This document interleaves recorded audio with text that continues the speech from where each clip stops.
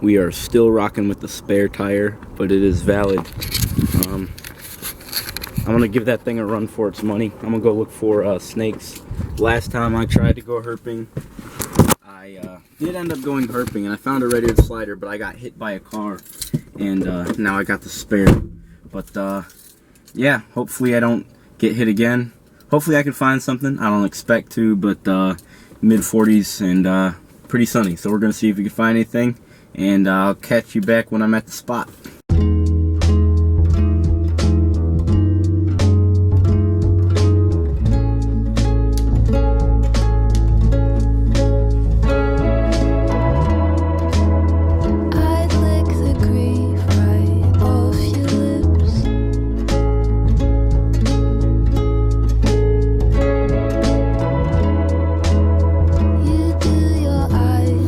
Trail, and there's this fence that I need to teleport on the other side of, but I don't want people to see my teleportation powers. I gotta wait for them to walk by so I can teleport discreetly without being seen.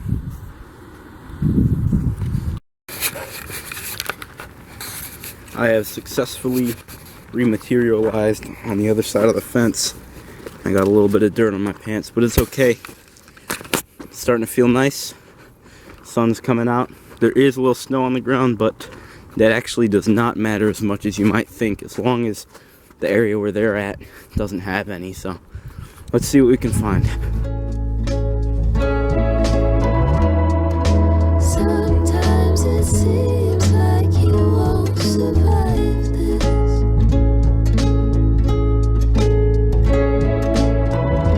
Even when it's not what I'm looking for, just seeing any kind of animals or movement, or even like the color green after a really long winter, it's just always nice, because the winter's just so cold and disheartening, and it's just so devoid of life, and finally everything starts to come out of the snow and emerge. That's one of my favorite things about going outside in the spring.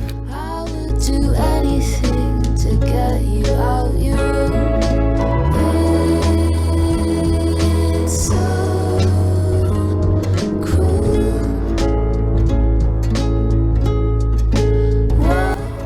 See that right there? That got me. It's not a snake. So I'm walking at the edge of this pond here, and there's a couple of reasons for this. When snakes first come out of hibernation, they're going to want to search for food, and a lot of their food source in this area anyway is frogs. So they might be looking for frogs. If there are any out right now, it'd be cool to see one of those too. But also, trees don't usually grow in water, so there's a whole lot of sunlight on the shores, so they might be sitting here basking. 90% of the time, my first snake of the year is going to be a Chicago garter snake, and it's going to be within the vicinity of water, within, I don't know, 50 feet or so, like, for the most part. So yeah, we're just going to keep looking. Large tree tip-ups like this are oftentimes a good place for snakes to hibernate if it's been here long enough. They'll have tunnels that go down below the frost line, but I've checked this thing and looks like there aren't any. And right here is my first snake of the year. Exactly how I find my first snake of the year pretty much every other year as well. Right next to this body of water. And there he is. Little Chicago garter snake. I'm going to see if I can get some close-ups of this guy. I don't want to spook him. I haven't touched him or anything, but here he is. A lot of times they'll hibernate in crayfish burrows, and that's another reason why you can find them real close to water like this, but pretty cool. It's real windy. I'm going to try to talk loud so you can hear me. But this is the Chicago garter snake.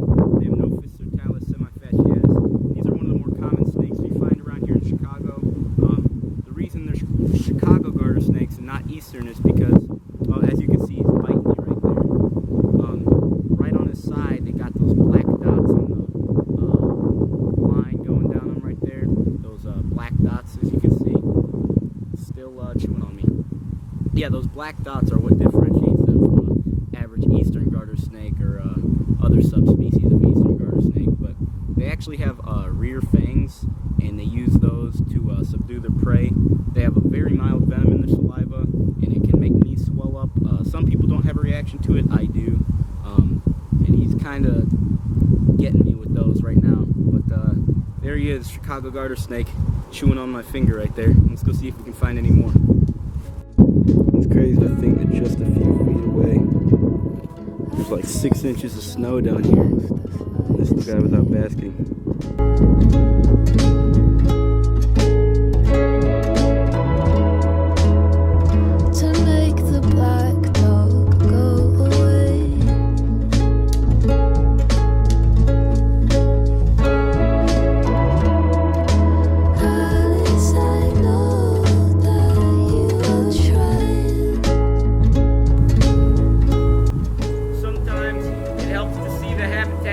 Different perspectives. Let's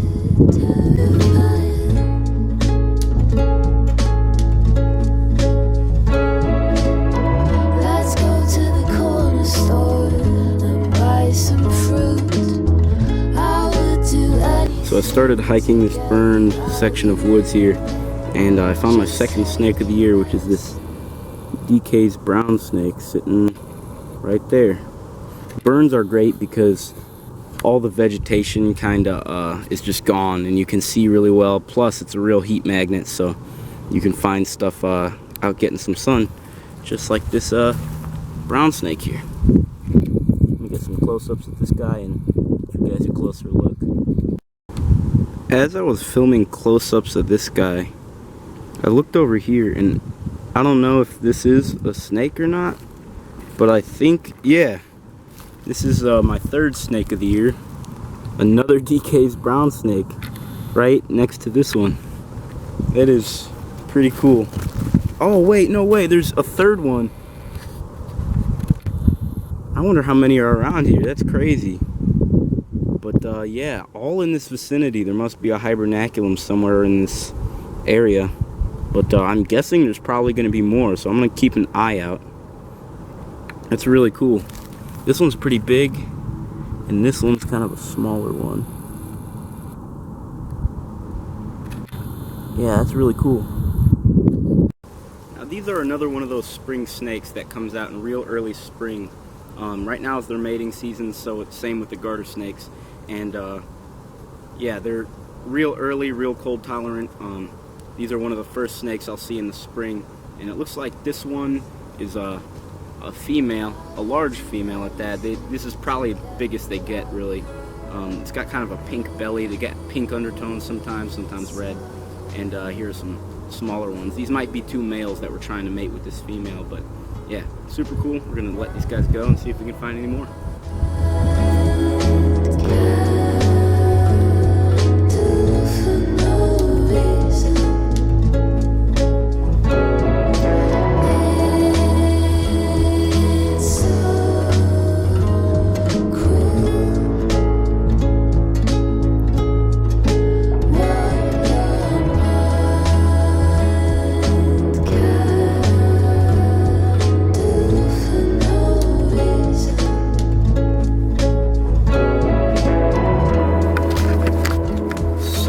Just editing that video that you just watched where I found the snakes and stuff, and I realized I never really filmed an outro that I wanted for that video. So this is basically going to be my outro, and about a week before that I filmed a video where I went and looked for turtles, and I found some neat stuff, and I made a whole video for it, but I realized it wouldn't really be worth making a whole video out of, so I'm going to add it on to the video you just watched, and hope you like it. So here's that video, and until next time, I'll see you later. What's up, guys? I'm about to go look for turtles right now. It's the first 50 plus day of the year. If you hear that, that's actually a Google Meet for Science Olympiad that I'm attending. I'm in class right now, man, and I'm gonna go look for some turtles. So catch you when we find anything. On the way to pick up Dominic, I got hit right there, and then I got pushed into a curb, and the tire popped when I got the spare on now. We're back in business, ready to go look for some turtles. So I've implemented my early season turtle searching technique, which is going to the warmest part of the lake where the ice has started to recede and seeing if I can catch any turtles getting their first breaths of air of the season. But no luck yet, but I'm not done, so we'll see if I end up finding anything. It's a big flock of sandhill cranes up there. They're gaining altitude to start flying back north. Water may flow though, channel at any time. And then this security camera is also not facing anything. Okay, so we found a turtle, and it is right there at the edge of the ice. I'm gonna see if I can grab him.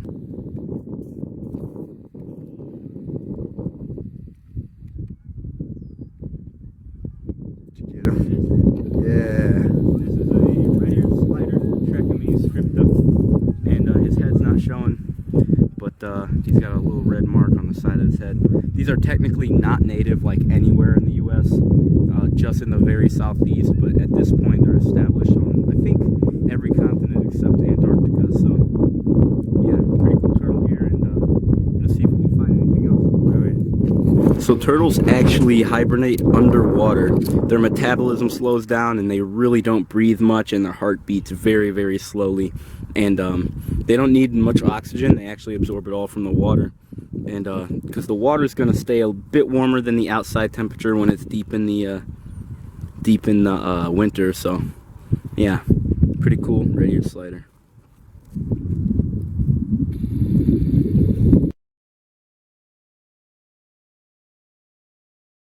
We found in situ sunglasses and a dead fish. I'm gonna leave the dead fish there. Pretty nice.